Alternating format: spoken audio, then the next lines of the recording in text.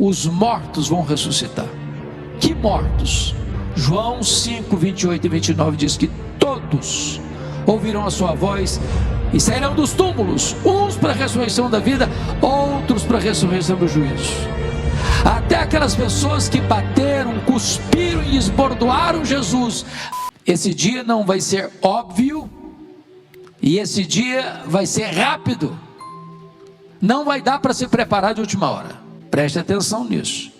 Não crie expectativa de uma segunda chamada, porque a visão que às vezes a igreja será arrancada daqui,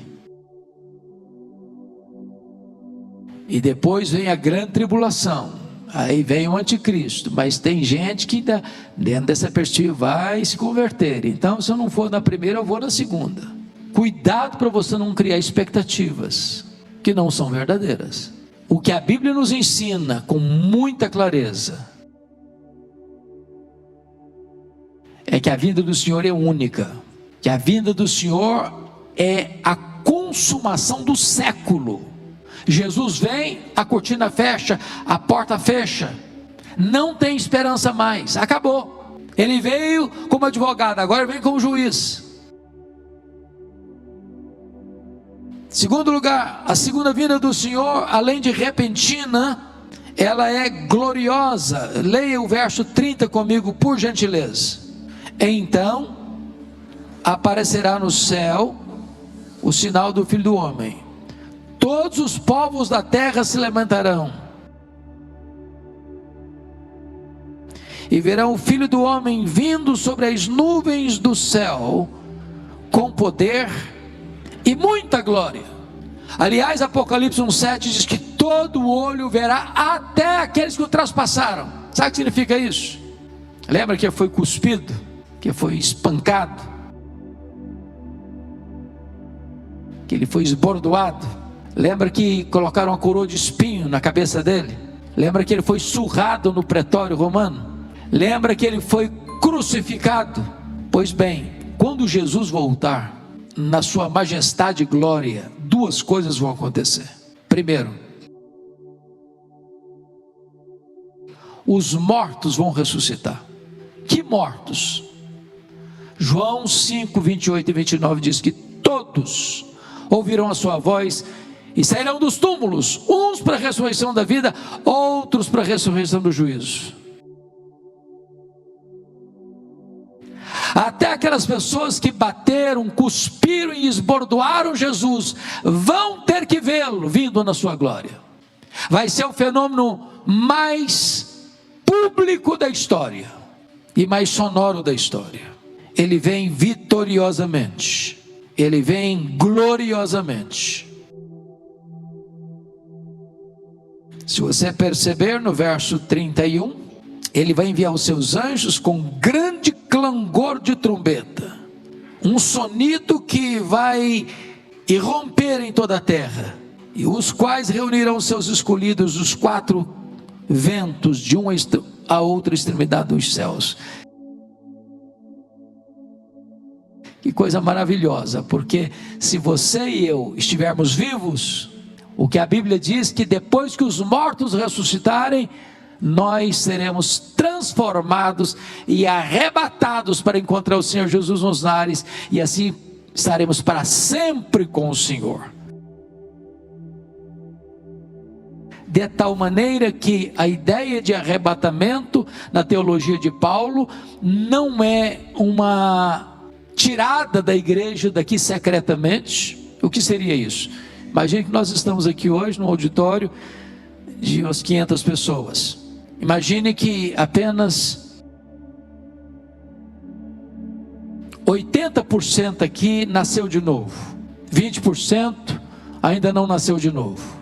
Dentro dessa visão do arrebatamento secreto, 80% fugiria, sumiria daqui, e 20% ficaria olhando: o que está acontecendo? O que está acontecendo? Para onde foi? O que aconteceu?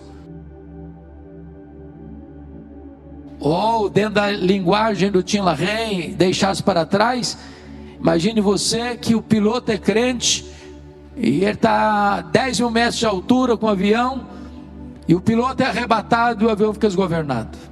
a ideia de arrebatamento de Paulo não é distinta de segunda vinda. O que Paulo está dizendo é que quando Jesus voltar, duas coisas vão acontecer. Primeiro, os mortos ressuscitam. Ele está falando para a igreja lá, os mortos em Cristo ressuscitarão primeiro. Depois, nós, os vivos, os que ficarmos até a volta do Senhor, seremos transformados e arrebatados para encontrar o Senhor Jesus nos ares. E assim estaremos para sempre com o Senhor. Bendito seja Deus.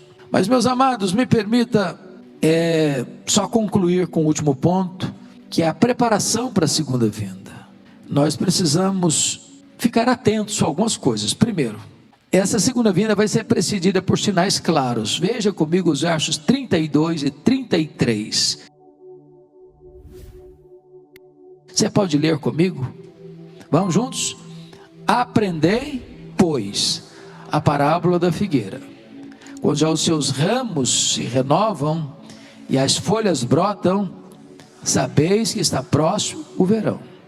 Assim também vós, quando virdes todas essas coisas, sabei que está próximo às portas. Ele deu o que para nós? Sinais. Ele não marcou data, mas ele nos deu o que? Sinais. Você está vendo essas coisas acontecendo? Então ele está dizendo, fique atento, fique atento. Segundo, a segunda vinda dele é imprevisível.